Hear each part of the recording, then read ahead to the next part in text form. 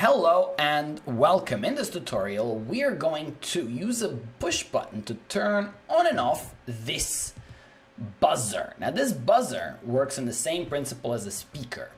In other words, it's not always on. If you connect it to plus and minus, you'll hear nothing. You have to oscillate the input, so to speak. You have to turn the plus pin on and off, on and off, on and off, on and off, on and off, on and off, and then the buzzer is going to make sounds. And you have to do this at a reasonably high speed. So let's hook in the circuit. We'll start with the button, then add the buzzer, and then we're going to play with some code. So button goes in across the channel right here. We can connect that to the positive, and we can connect that to minus. We can then take a cable from the button into pin, I don't know, 0, 1, 2, 3. Dun, dun, dun, dun. Next up, the loudspeaker. Now, we just gotta sort of watch out where we put it. 6 and 7, rows 6 and 7. The minus is gonna go to 6. Dun, dun, dun, dun. I think I could be one row off, but I think this is the minus. I'll put it there. Let me actually zoom in on this whole thing, which I forgot.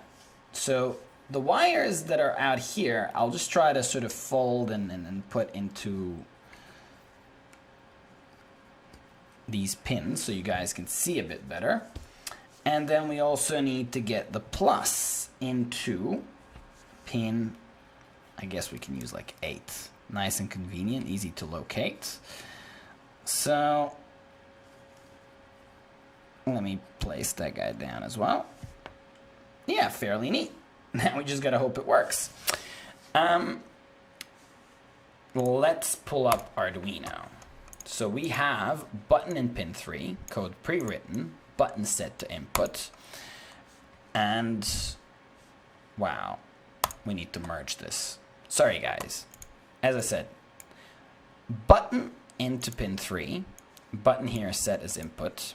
Code already pre-written, basically, that says, oh, if digital read button is high, we do whatever is there. I think the code needs another bracket, closed bracket that is, to close the loop.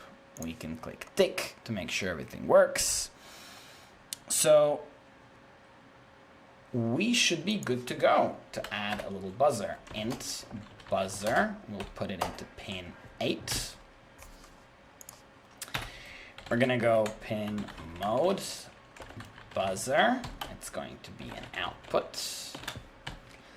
And here we can oscillate the pins. So digital write, buzzer high, delay 100. We're gonna, with high and low, and a delay of 100, that means that it takes 200 per wave. So we're gonna have 5 beeps per second. So buzzer is going to be low here, and we're going to delay 100. And now's the moment of truth. Compiles, certainly does, upload. Oh, and nothing happens. So my guess is that these are, because I can't see where the buzzer pins are, I think these are both one up too high. So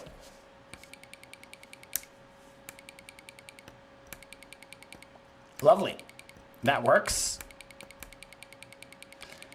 And I think you can barely hear that, but that's 5 per second. Let's do 500 per second.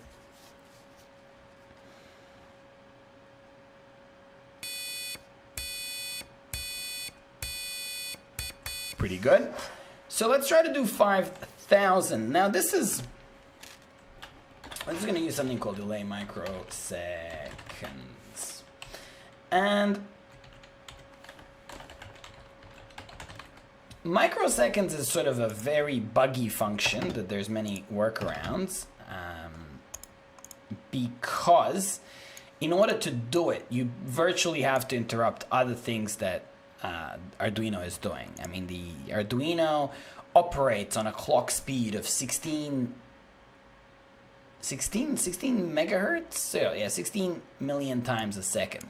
So if you're dealing in terms of millionths of a second, you are literally sort of messing with internal workings. And interestingly, it works reasonably well when you do something like 100, but if you were to do tens of thousands of microseconds, you'd run into some sort of patchy territory.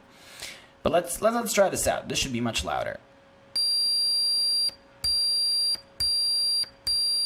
So on the fun scale, which means on the scale of sort of on the scale of what human ears are trained to hear, this is sort of the peak frequency. This is the frequency at which babies cry and scream. It's kind of annoying too. So there is, of course, as I said, if we don't want to mess too much with microseconds, we can write a function that does something like this. Arduino has created tones. So we can create tone. I think you go pin name, buzzer, and then you do frequency, 5000. So unfortunately, if I run this, once I press the button, it's not going quiet at all until I create this thing called no tone. There is that same frequency. Interesting. And let's create a no tone. I think it's like that. Buzzer.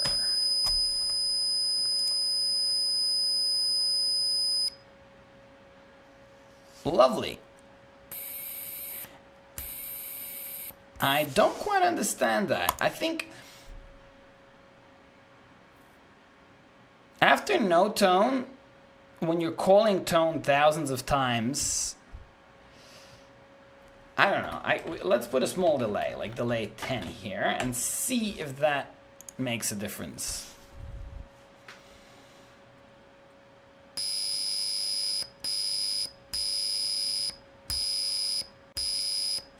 Certainly does. And Control Z. Maybe a bigger delay would make it a clearer sound.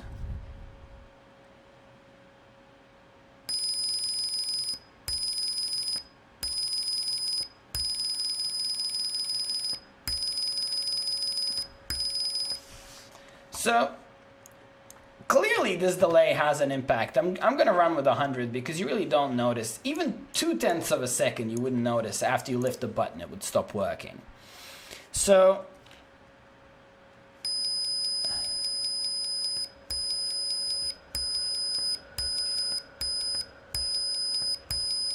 I find that interesting, that the tone and the no tone, once you introduce the no tone, you're calling the tone like, you know, millions of times, sort of makes the tone interrupted in some way.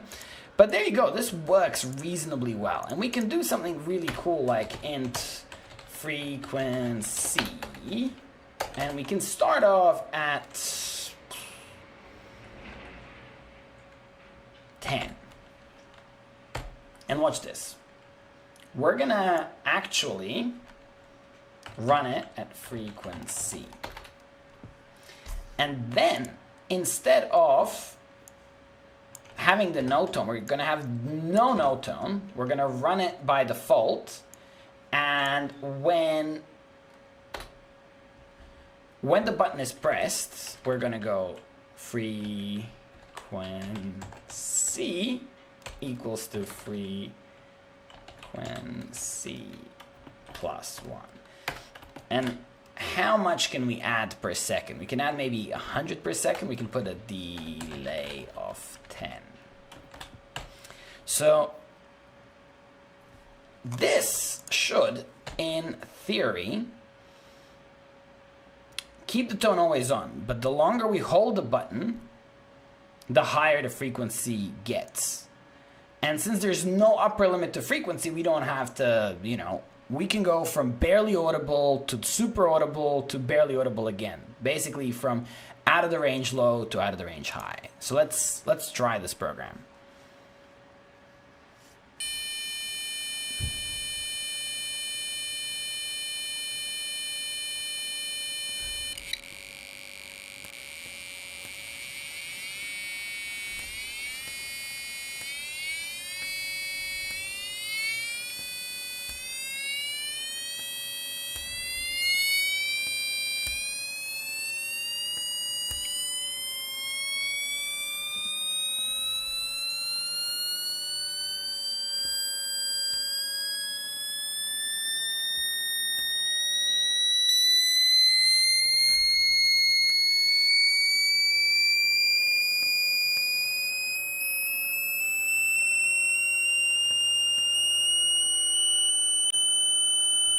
That's pretty mad. Okay. We need to plug something out. Okay. I think we can try this, and we can maybe have a serial.begin. And we can listen to various different frequencies. Personally, I think the frequency of 10, for some reason, isn't accurately represented, but the rest pretty much seems to be. So I can actually, when I'm pushing the button, so we're going to increase the frequency by 10. I'm going to delay this by 100. And then I'm going to serial.print. ln, we're going to print the frequency. And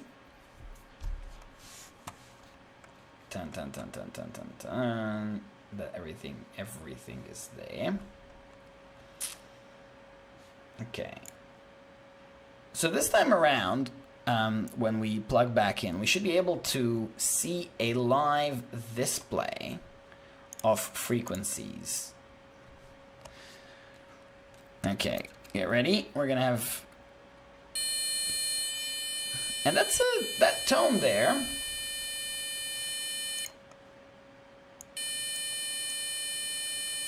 I'm not sure if 10 hertz sounds like that. Maybe it does, but let's have some fun with this. 60. Yeah, that's more like 60. So initially, 80. 100, 200, 300, 430, 610. So 5,000 should be like the peak. It's gonna take us a while to get to 5,000.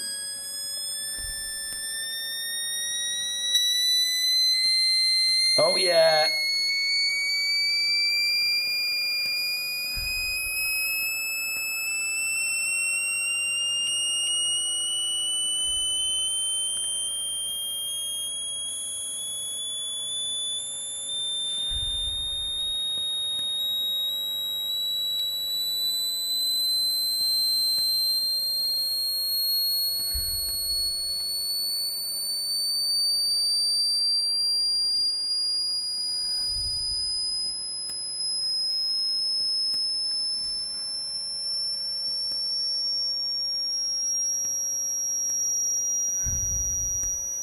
Okay, this is like hurting my head a little bit.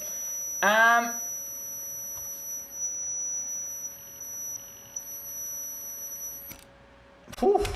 Okay, in the next tutorial, I'm just gonna have some fun and do that with a proper loudspeaker. So we're gonna run the same code on this gravity loudspeaker by DF Robot, and we are gonna see if there's much of a difference between this little buzzer and a proper loudspeaker. But that in principle is a frequency generator. And based on the code there, we can set up 4 buttons in the future and have ourselves a piano with, say, 4 keys that play 4 different frequencies. Excellent. See you in the next tutorial.